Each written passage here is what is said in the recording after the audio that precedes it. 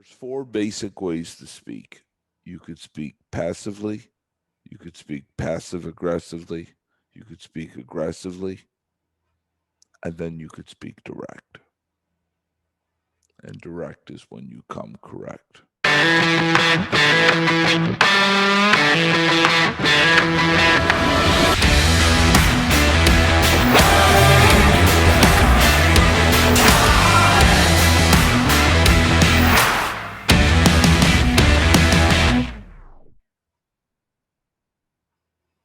What's up, everyone? Welcome to the Building Men Podcast. My name is Dennis Meralda. The Building Men Podcast, we're geared toward helping you become the strongest version of yourself, mentally, spiritually, emotionally, and physically. Before I started recording, I was just bullshitting with my guest here. His name is Angelo Sisco. Angelo is a unbelievable human being. I cannot wait to get to know him a little bit more over the next hour or so of my life. We were just joking around before we got on, and I'm sure we'll let the audience in on that little secret that we have. So before we get started, Angelo, I wanted to give you an opportunity to just, let us know a little bit about where the Alpha Hippie idea came from. It's such a dichotomy, that idea of an alpha and a hippie, that masculine, feminine energy. So I'm just curious about where you got that idea from. Yeah, absolutely. And first of all, thank you for having me on the show. I really appreciate it, Kim. So in 2014, I became curious, should I say, about the idea of personal, like an intentional personal growth, self discovery, or actualization journey and path. And I started reading, and then I eventually moved into coming to Southern California, not far from where I live now, and doing retreats and growing and all that stuff. And most of my life I grew up just outside of Chicago. My idea or model of a man was a alpha Gordon Gecko, aggressive style, street wise man. And I came out here to California, and it's a different experience, shall we say, at least where I was going for these retreats. These men were walking around barefoot, hugging each other, being kind and warm. And I'll be really open. At first, it freaked me out. I was really, you know, dumbfounded at first by all this. And then as soon as my nervous system began to calm down and actually be able to embrace it and not just judge it, I was really happy with how it felt to connect to my heart and my feelings for the first time, as far as I could really remember. For most of my upbringing, what I really recall is a removal of innocence and or feelings, and that was a big part of what I really felt and was modeled as a man, is to not access nor entertain that part of me. And it felt really good. It felt freeing in many aspects of my life to embrace that loving side of me. And then I also do like a part of me that is an alpha, that knows how to take action, that trusts himself, that knows he's going to show up. Because oftentimes I see on the hippie side of things a lot of talk and no action. And so I am not a advocate of just being a hippie, nor am I an advocate of being just pure alpha and doing things. It's really a harmonization of both. Is can I do things and take action and live a life of integrity while being in touch with my feelings and aligned with my heart? And that's really what an alpha hippie resembles. During the last year, Angelo, I went on this kind of self discovery journey, trying to figure out what masculinity means to me. I started the Building Men is an offshoot of a program that I ran as a principal to try to reach middle school kids. I was a middle school principal for many years, and I identified that's where we start to question our own place in the world, what masculinity means. And so when I started this podcast, I went on this journey trying to figure out one, what did masculinity mean to me? And what's the best way to communicate what masculinity means to my son, who's 16 years old right now? And you have a son as well, right? Yes. And he's a little boy. What's he? A year and a half, something like that. Yeah, 2 years he'll old. be 2 in September. That's awesome. And so as I'm going through this journey, trying to discover what masculinity means, I talk to people about it. I ask guests, what is your definition of masculinity? In the dictionary, masculinity is traits associated with being male. And what the fuck does that even mean?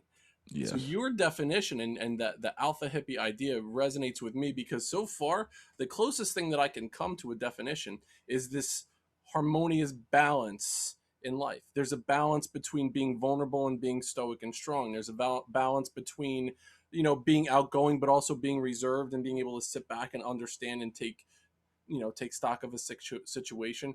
So kind of the middle of a seesaw almost is where I am right now. But there's all these words, these buzzwords that I would use to describe masculinity. So as you're thinking about masculinity and how you would want to tell your son about it, what would be a couple characteristics that you might say to your son? This is what being a man really means. Great. The main purpose of a man is to serve, to live a life of service. You serve by loving, by teaching, and protecting. And so, if you are not able to do any of those for yourself, you will not be able to do them for others. So, if you do not love yourself, if you are not able to be your own mommy and daddy, your own teacher or guide, you cannot really do it for others. And if you are not able to protect or provide for yourself, that is physically, financially, in all the ways that you are imagining, you will not be able to give it and share it as well. And so that is how I really look at a man, what our purpose is, and then how that of service, and then what does service comprise of is those three things. And then at first, how do we get them? By giving them, learning them, and giving them to ourselves, and therefore it trickles down to others because we teach by modeling. And Absolutely. so it's first needs to be in us because then we can model it to others. So it's not what you say, it's what you do. It's what people are seeing. It's that action that you're taking that sets the example for others to follow. Yeah, Your the greatest lie my father ever told me was do as I say, not as I do. right. Really. And I love the man, but that's a fucking, excuse me, that's bullshit. And free reign to say any word you want to say. I'll mark it as explicit as I always do. So you have be authentically the version of you that came from Chicago that I'm sure used very colorful words growing up. So you talked about your father, and I want to do a little bit of a dive there. I listened to you on the Brain Dump podcast with my buddy Austin Linney, who introduced us to each other. And during that podcast, you talked about your experience growing up and your father. You know that he loved you. He had so much love in his heart for you, and how the example that he set for you and things that he did, decisions that he made, and also there was a specific moment that you talked about, and I'm wondering if you wouldn't mind sharing about how your father, you were kind of challenged with a bullying situation, how your father responded, and what that taught you about life from that moment. Yes. And so, first, shout out to Austin and the crew over there. Mad love to you guys. And so, my father, little background, my father grew up very overweight, and he was picked on his whole life for being overweight. He came from a family where his father barely spoke to him. He worked two jobs. His mother was very hard on him, beat him, as well as sent him to work at 14 with a forged work permit and kept his money. So my father did not have much support and guidance in his life. And one day, someone was picking on him for being overweight. My father is also a big man. I mean, I'm a relatively larger stature man, but he's also taller than me and big and thick.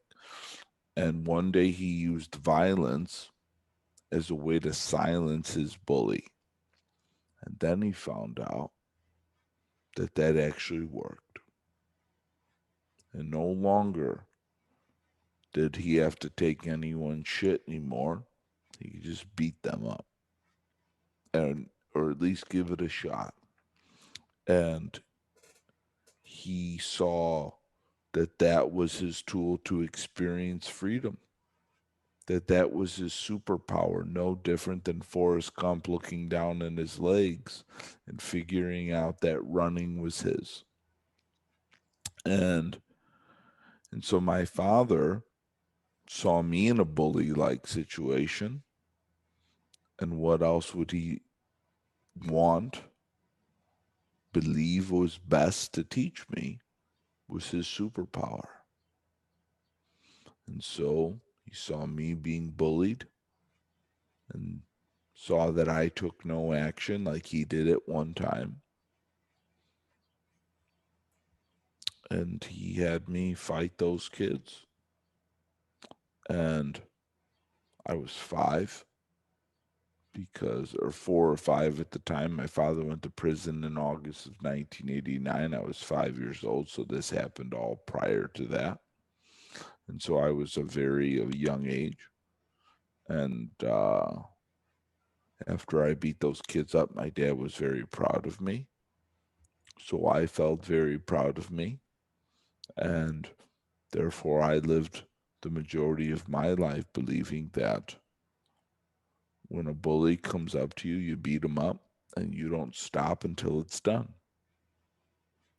And so Forrest ran, and I don't stop until it's done. Last man standing. So my story takes a similar path, except there was a divergence when when it came to the violence part of it. So mine was, I was in sixth grade, and I was always a good athlete, Angelo, and I made the baseball team in middle school, and there were a couple eighth graders who I was really friendly with. We used to hang out around town and play basketball and baseball, football. They were kids that I would hang with, and I made the team and they didn't, and they took that anger and aggression on not making the team out on me, who made the team as a younger student. And they started picking on me. So as a sixth grade kid, middle school is always a challenging experience. Most people try to just get through middle school as quick as they can, just to get out of that experience. And remember, I was getting picked on. I was getting, it was just name calling at first. And then it became more physical in nature, where, they'd be pushing me and throwing things at me. And then it came to, the point where I would get off the bus and I would have to race home as quick as I can because they were chasing me down and throwing things at me. And sometimes I made it and sometimes I didn't. And I would get home and I would have bumps and bruises, bloody nose, black eye. I got my ass kicked a couple times.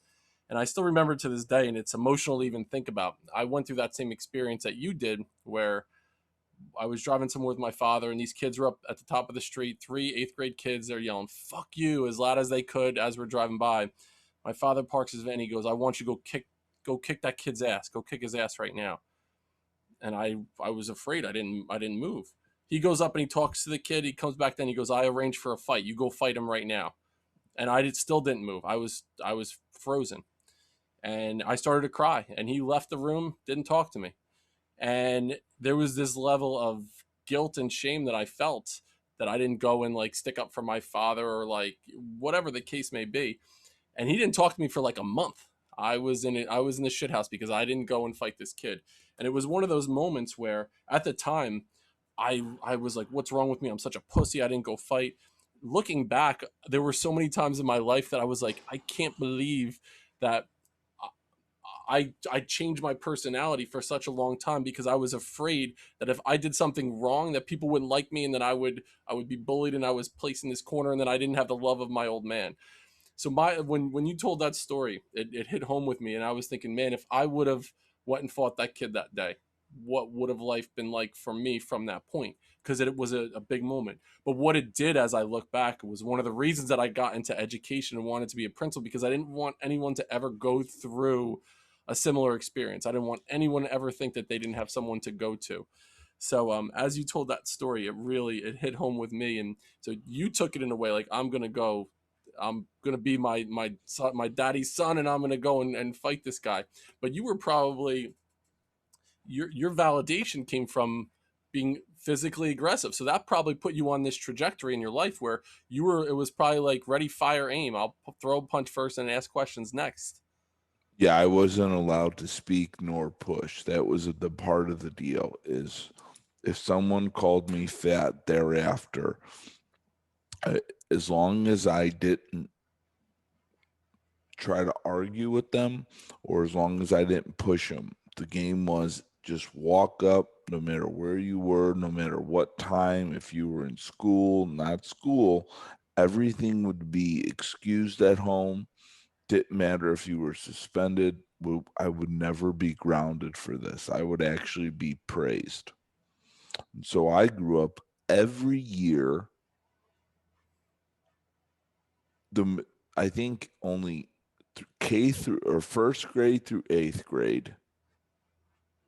I believe I wasn't suspended 2 or 3 years. The rest of the time I got at least one suspension because if someone made a joke, even a teacher, I would do some violent act to them without speaking a word because then they didn't really see it coming either.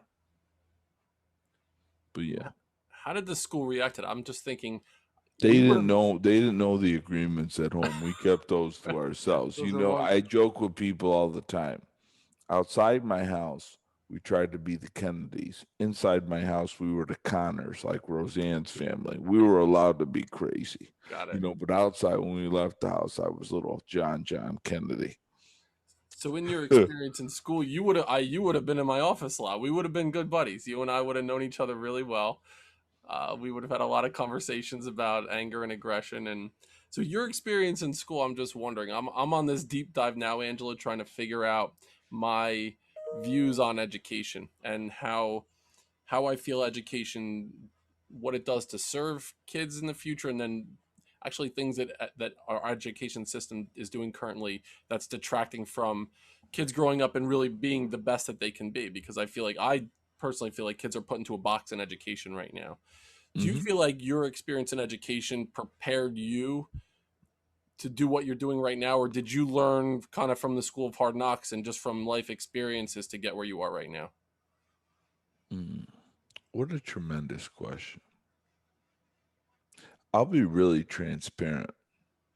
I got straight A's. And though I was the only time I got bad markings was for behavior. And my father was in prison for 11 years, and so they gave me a little bit of grace. They understood my home life was not a regular decular guided home life. And at the same time though, too, I would get exceptional grades. There was years I would go 2 classes above me for math and English. I was a really great student, and I would do the regular work for whatever grade I was in, and then I would go attend the other rooms for those subjects as well. So I would do double the work. That's really what my parents prescribed to the school is my son is just bored, give him more work. He's not busy enough, and that's why he's a problem. He's a behavioral problem. And so they would give me that work plus the other work, and then in between there, that was my time.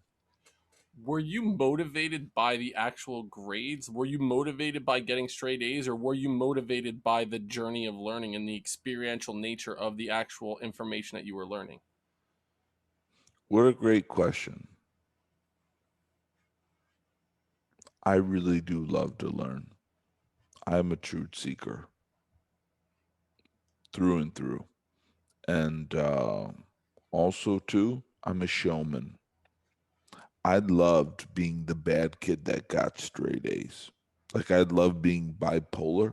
I guess you could say that. Like I love being a paradox. Like I love the guy like that was the problem kid that everyone thinks is like the dumb kid, but then meanwhile I still got straight A's. And so it gave me a fun chip on my shoulder Yeah. at the same time. I got kicks off of it. I still do. It's interesting too. So you went through this experience in school, and your father was incarcerated. Yes. So first question would be, did you still have a relationship with your father as you were going through school? Did you see him on a regular basis? Great question. So every Tuesday at 4:30, my father would call collect. Every Sunday we wrote letters, and depending on where he was in the country, my father was in federal prison. Depending on where he was in the country, we would see him once or twice a year for visits.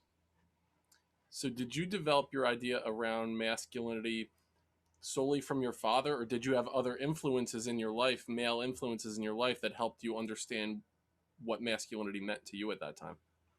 Oh, what a tremendous I'm question. four in a row here. Wow, I'm on a Yes, roll. this is a really good question. I was very great, very fortunate that I had a series of wonderful mentors that I really latched on. And so um, I had an uncle, my mother's brother, that really showed me how to be a fun, thoughtful man. And also too, he there was moments where he was hard on me. Uh, and that was also very serving. He really showed me how to anticipate things and really pay attention.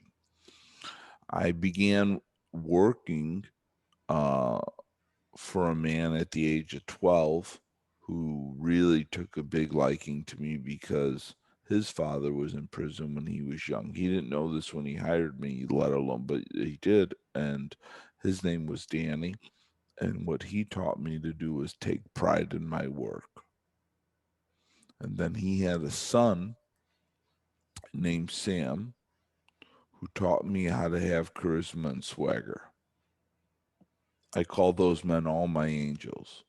My dad taught me how to have tenacity, last man standing, and doing all that.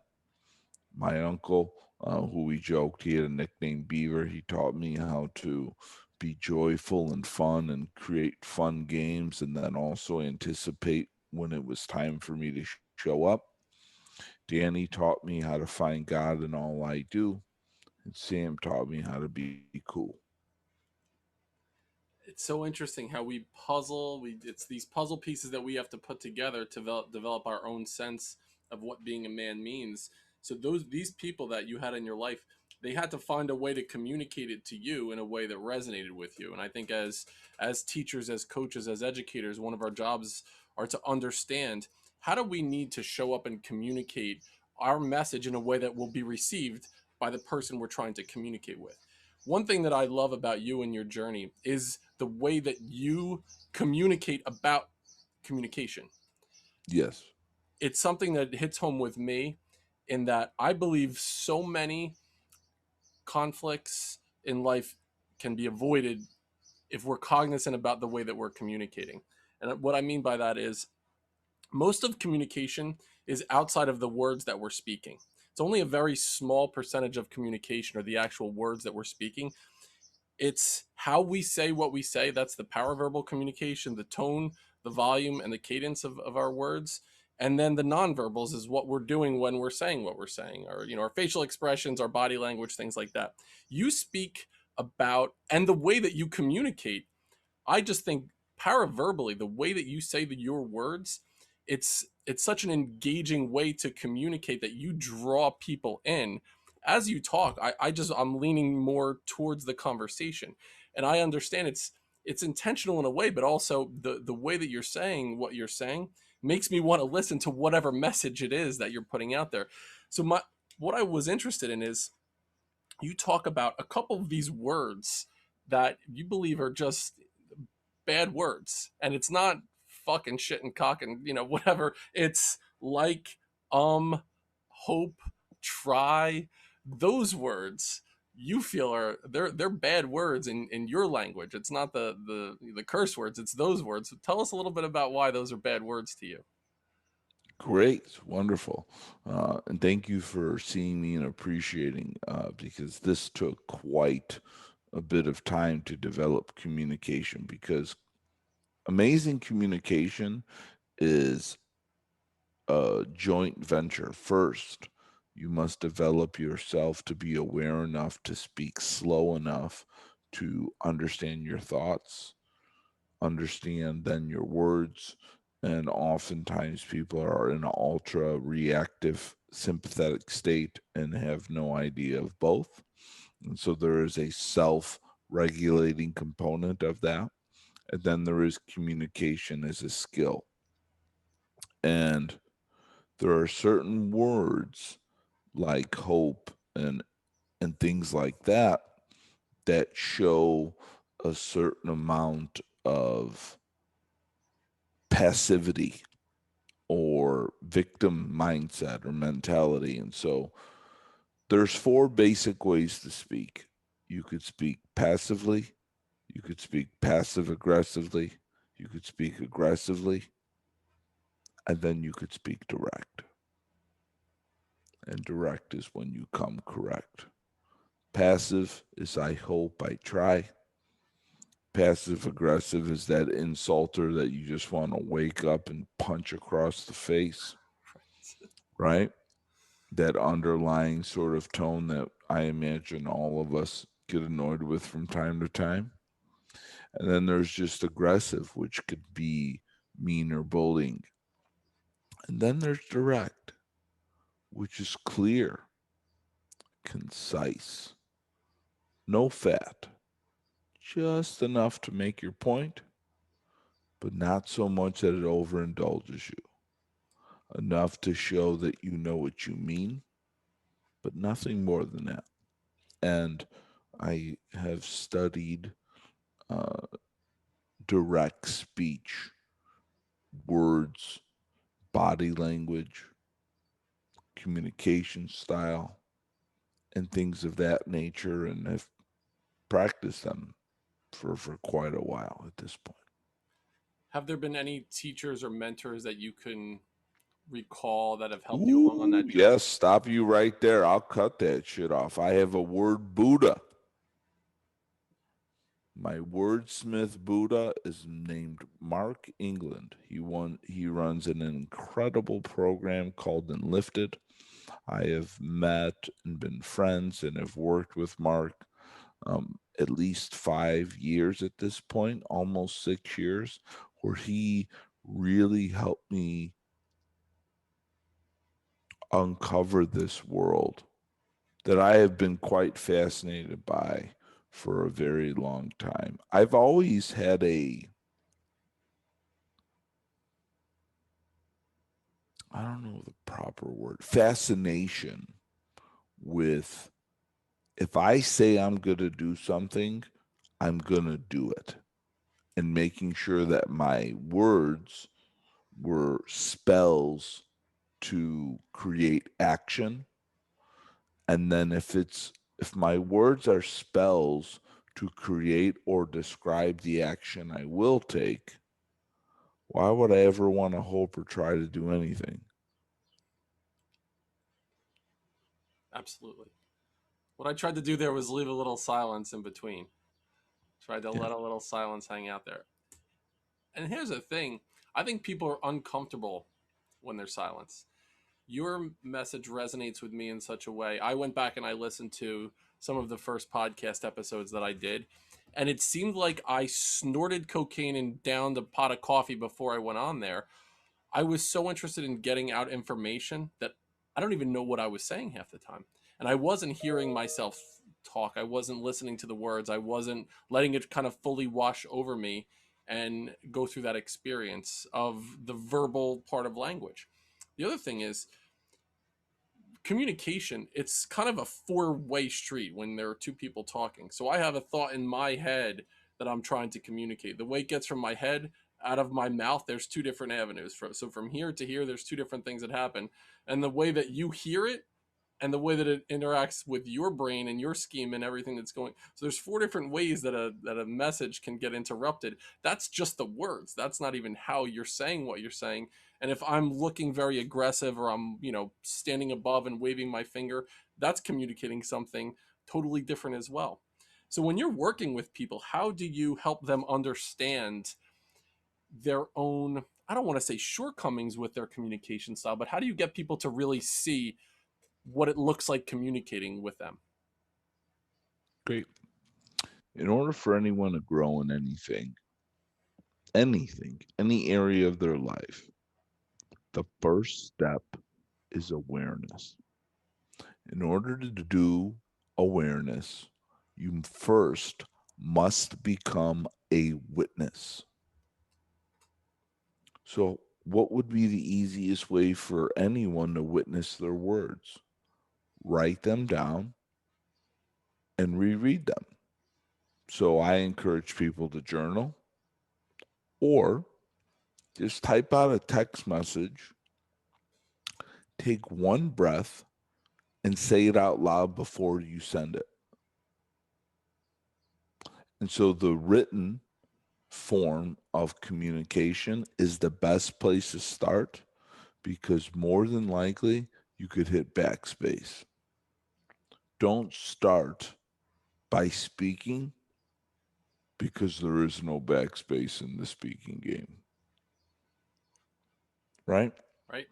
And that for me is how I really like to do it. I'm from a CrossFit physical background. A lot of the work I do or have done is about assessment. When you want to teach someone how to breathe, you lay them on the ground first. Then you see how they could breathe lying down, and then you see how they breathe standing up. And lying down is the same thing as writing it down. It's the simplest form. So just journal before you send an email, look at it. Before you send a text message, read it. Just proofread your own stuff. And more oftentimes than not, that wakes people up to awareness. And then we actually have a chance to upgrade that. Yet without that, they don't even know why they need to upgrade what they should upgrade. And most people, that's the real challenge is just getting to some form of awareness. So you've made the connection between journaling and getting your thoughts out, and the kind of first step as you're working with people in a more physical fitness type way with the idea of breathing. And I've noticed just being cognizant of breathing is something most people don't do, like taking deep breaths and breathing with your belly rather than breathing with your chest, when you could actually get a full breath in and being cognizant of that. That's a journey that I've gone over the last year, just understanding how I'm breathing. It's such a simple thing, but it's really profound when you think about it. You mentioned you started this CrossFit um, gym when you were in Chicago. So talk to us a little bit about how that came about, to where when you left, when you graduated from high school. Take us on a journey from that point when you graduated high school up until opening that first CrossFit gym in Chicago. Oh, what a beautiful walk down memory lane. Here we go. When I was 20 years old, I was involved in a motorcycle accident. I was hit by a landscaping truck. I spent 2 months in the hospital and rehab for 5 months. I have 10 screws and a plate and a bunch of new skin in my ankle, and as well as some patched up holes in my lower calf, my calf area. And I gained a lot of weight from there. I always had some weight challenges, yet at that point in my life, I blossomed up to around 300 pounds into my early to mid 20s. And I found CrossFit through the movie 300. So I saw the movie 300 in 2008. I saw those guys and I was enamored by them. As I mentioned earlier, I'm a truth seeker. So I started doing research. They trained at a gym called Jim Jones. Did some more research on Jim Jones. Came to find out that they were once part of this thing, CrossFit, and got into studying and researching CrossFit. January 5th, 2009, I was 300 pounds. I did my first CrossFit workout by myself. I lost 100 pounds, nearly 100 pounds, about 95 pounds in 7 months. Wow. I started training people outside for free. I had another business at the time. I just thought, hey, this is absolutely amazing. I want to share this with people. After that first month, I was like, well, why can't this just be my life? This is so much fun. This doesn't feel like work at all. And September of 2009, I rented a racquetball court space uh, and converted that into a one-on-one to three-on-one training area to train people in a form of functional fitness. November 11th, 2010, I opened up O'Hare CrossFit, and then I had a beautiful decade teaching CrossFit, opening up CrossFit affiliates, consulting, and I had a couple different gyms. I traveled as far as Africa to teach CrossFit. Had coached athletes in the CrossFit Games, and did all the fitness and all that sort of realm. I really checked all the boxes there in my 2010 decade. What was your favorite CrossFit workout? I know they have female names, most of them. The workout Sure, today, the WODs. great What was the question. favorite if you had to pick one out? There was a workout that I watched in 2008, even before I started CrossFit. It was called King Kong. It was the workout that really sold me on CrossFit. There was a guy at the time, his name was Josh Everett. He was Rich Froning, and now there's Matt Frazier, or was Matt Frazier. I believe he's retired now. And then there was Rich Froning, who was like the badass. Yeah. Before either of those guys, if anyone knew across it, there was Josh Everett. Josh Everett was the first sort of real true CrossFitter. And what I mean by that is he did this workout called King Kong. And King Kong was 3 rounds for time, one deadlift at 455, two muscle ups, three squat cleans at 250, and four handstand push ups. And he destroyed this time that someone from Canada who was not a part of CrossFit challenged him. And it was like on a lunch break at a CrossFit level one. And the reason that I was so enamored by that workout in particular is those weights, even today, were heavy, right? Like to Yeah, do yeah. those inside of a one rep max situation is already tough, let alone inside of a Metcon. And then a muscle up and a handstand push up in 2008 were mind blowing body weight movements. And so I watched this man do this workout and just laugh when he was done. It blew me away. And I said, that's how I wish to express my body. That's who I really want to be. And so that for me was the workout that maybe I didn't perform the best later in my CrossFit years, of course, but that was the workout that really made me a believer and a full, wanted to be down that path because watching Josh Ever do that workout for me was that was what I was really looking for, you know, to express myself with. I was going to ask a different question, but as you just said those words, express yourself, it led me down a different path. I interviewed a man who his name is Ian DeMello, and he's from Perth, Australia. And he does his Instagram is Catalyst Creator. He does, he's involved in a men's movement, but he does dance moves, and it's like called Crump, and it's this like guttural, like chanting, dancing kind of thing. And he's coaching men to find ways to fully express themselves through movement.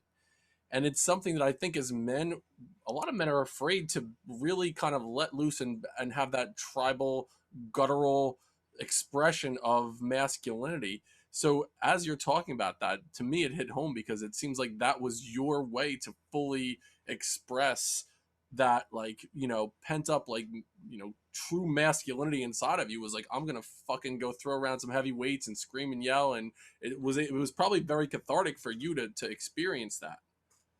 Absolutely. And may I share something more on this? Oh, absolutely.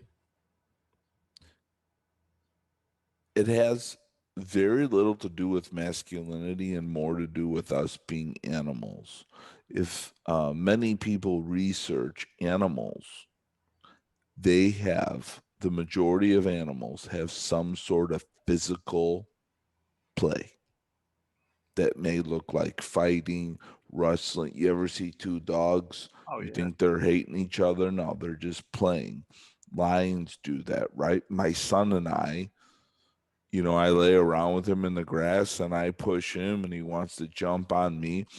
This type of physical expression is inside all of us, and it's an embodiment of healthy masculine energy to express yourself in that way. And I mean that also too in women. Like women access this and they usually have some form of dance or anything like that that they use. But physical expressing is a very big paramount part of us. And oftentimes, when boys sit too long in school and aren't allowed to move around, that's when they're technically bad or don't follow the rules. If you just gave them 5 minutes to just roll around and get a little nuts, right? Like that's why we all couldn't wait for recess. Yes. We just really wanted a moment where we just got to go be free and move. It's the party trick of being a human being. Like we love to move. Like my son, when he took those first steps, he found freedom in moving. And he looked up and he realized that at that moment, he was able to express himself physically in a way that at one point he didn't. And then when he saw us cheer him on, like everyone does after those first few steps, it is reinforced that physical freedom, which is found through physical movement or play, is actually quite healthy, and we all deep down embrace it inside of our DNA. It's a part of us. Yeah, that animalistic thing, I definitely see that with the dogs. I also see my dog, the way that he expresses himself is by sniffing another dog's ass, but I'm not sure if that's how we want to shake hands in the future. I don't know if we're going to go down that road or not, but it's interesting about the Mm. animalistic thing with people. And I wanted to, I appreciate you saying that, because I want to correct, it's not just men. It's a human thing. It's what we all have in common, is that idea. You mentioned schools and having recess. One of the things I'm so interested in is what we're doing well in education, what we need to do to improve upon that process, that experience. So in the Angelo Sisco Alpha Hippie school for whoever, what would it look like? How would you structure like the perfect learning environment for, say, middle school, high school kids? What would that look like? What a tremendous question. Because I've thought more and more about this now, especially as we are in a redesigning of a lot of systems in our culture, yet education is definitely one that's been thrown on its ass and ready for Yep. one. I really believe in a very basic language, logic, mathematics, and science foundation. I believe in a more artistic creativity. Uh, I would like to see kids being able to be in art without being graded. Oftentimes, when I speak with men about why they don't are not able to get in touch with their feelings or inner artist, creator, is because our creations were often judged, graded. Who's anyone to say if my drawing is ugly? Who's I'm a bad drawer. Absolutely. Who ever, who should have the power to tell someone else that their artistic expression is good, bad, or ugly should be stabbed in the eye with a pen. Because that's what really stunts boys from staying in touch with their feelings. It's those people. And believe me, I've taught enough men and walked them into their feelings to know that that is a very common part of our education system. There, there's a form of play, there's a form of artistic expression that could be anything that helps someone access a mode of creativity that they enjoy. You could cook, you could draw, you could paint, you could be a musician, you could be a gardener, whatever will anchor you into some form of creation is very important and often overlooked because you can't just say it's, if you really make it good, you can't just give it a grade.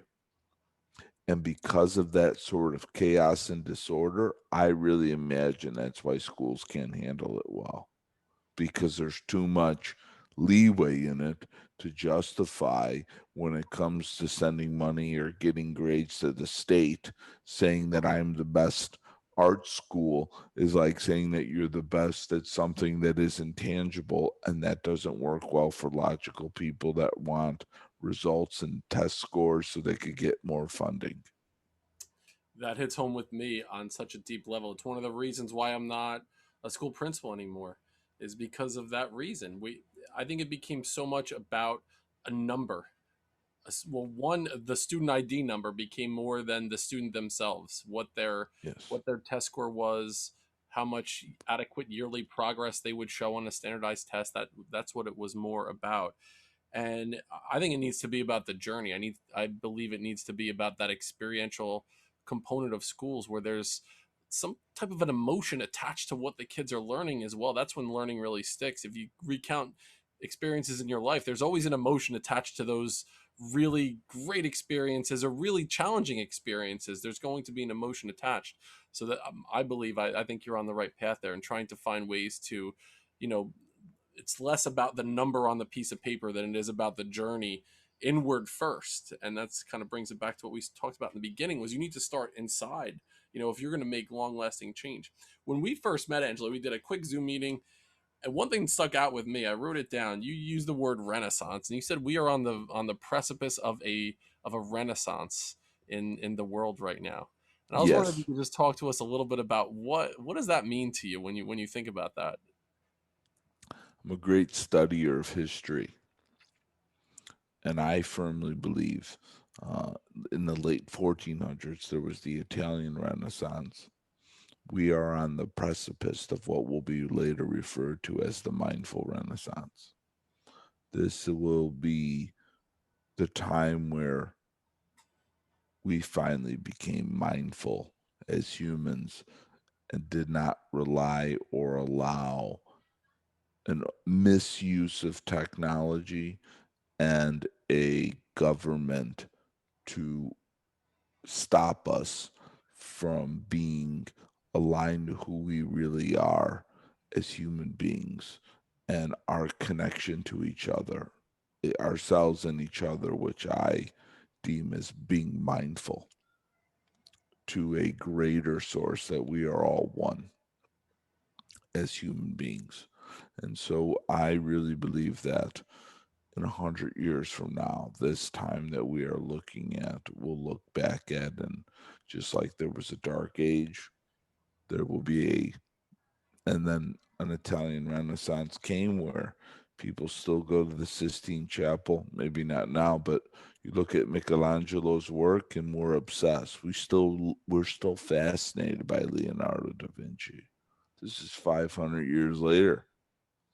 And just like that, this stage of liberation, which will be an internal liberation, an internal wake up. That's why it's a mindful wake up, a revolution, is where we are right now as people.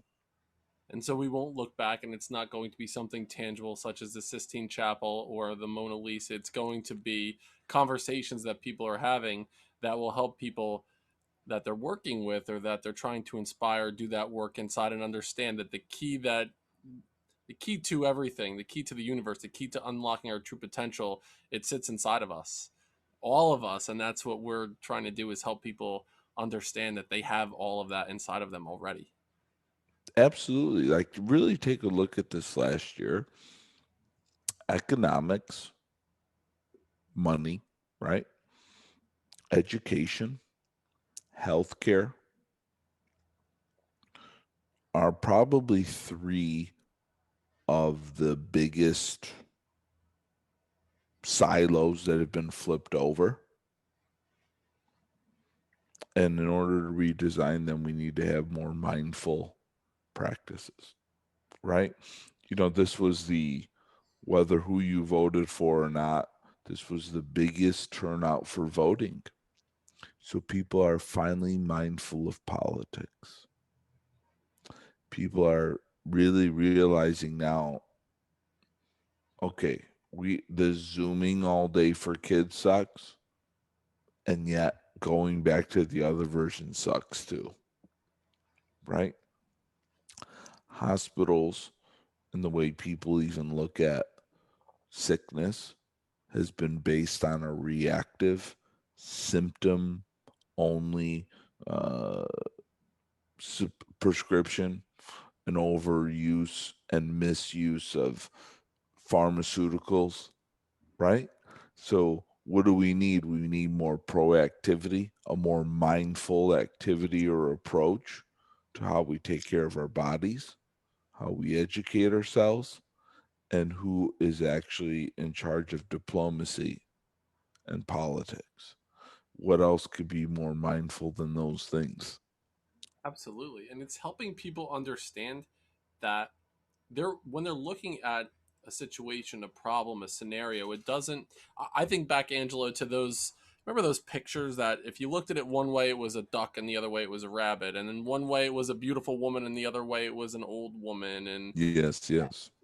I think that's what's happening right now too. I think what people had to do during the last year was take a different look at things. So they're looking at something in one direction. They had to shift their perspective a little bit. It helped us see things in a different way, almost like the emperor's new clothes, or the, you started to say, "Huh, this is what I was told for such a long time." It doesn't necessarily mean that this is in existence right now.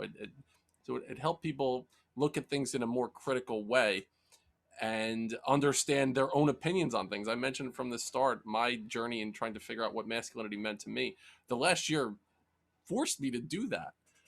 And I'm so thankful. And I think people, they went one or the other way during the last year. People, were blaming other scenario situations that were outside of their control and took an approach where they just kind of coasted along, or maybe even went into a shell, where other people were like, you know what, this is an opportunity for me to understand myself on a deeper level and maybe reach my hand out and help other people. And I think that was, for me, that was one of the most rewarding things. I learned more about myself during the course of the last year than I knew existed in the previous 43. Agreed. It was called 2020 because it was clear vision. And either you accepted that vision and took responsibility for that vision, or you rejected it. So, having said that, what's one thing that you learned about yourself in the last year that maybe you didn't know before?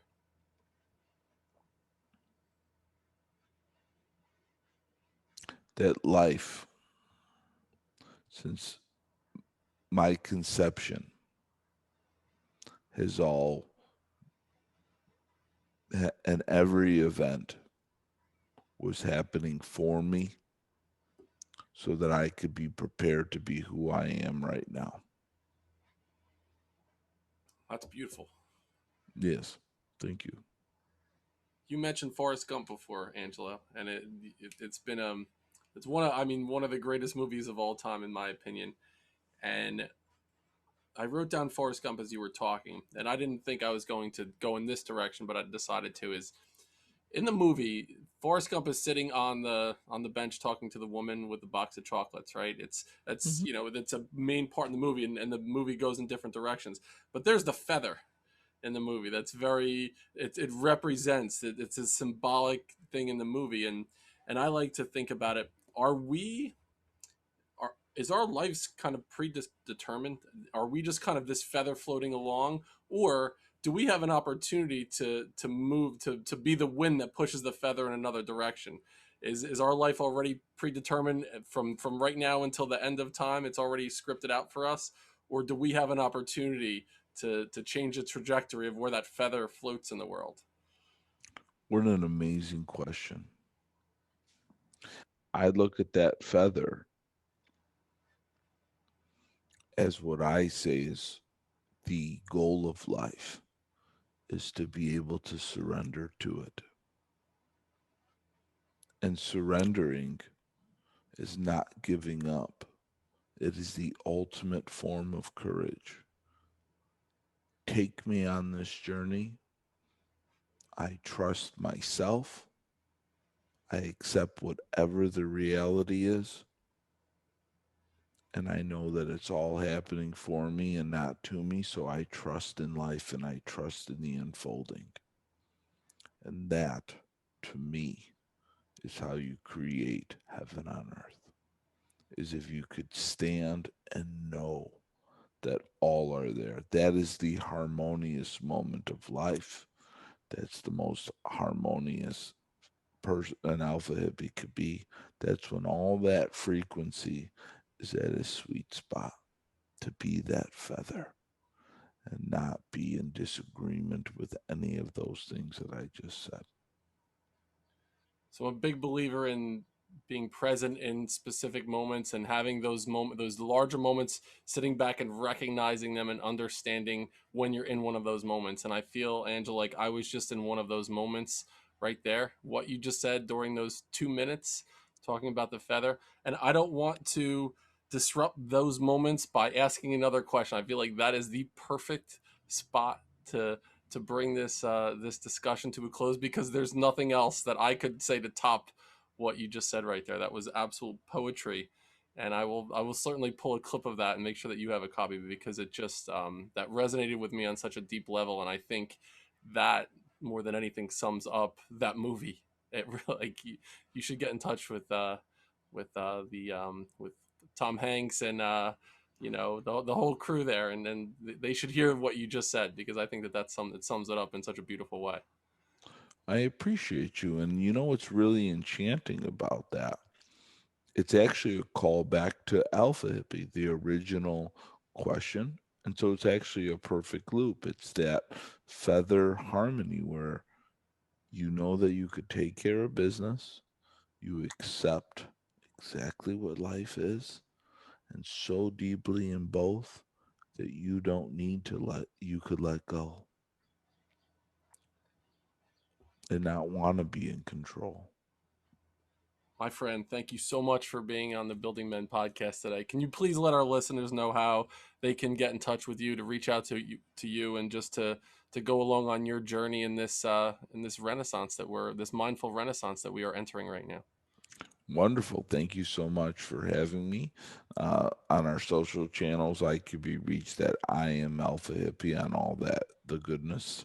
I am alphahippie.com for further questions and things of that nature, and Alpha Hippie under any good podcast, YouTube format to check us out as well. Thank you everyone for listening. I'll put some show notes in there, the ways that you can reach out to all of us. Go a step further than you thought you can go today. Thank you so much, Angelo Sisco, the Alpha Hippie. We'll see you next time on Building Men.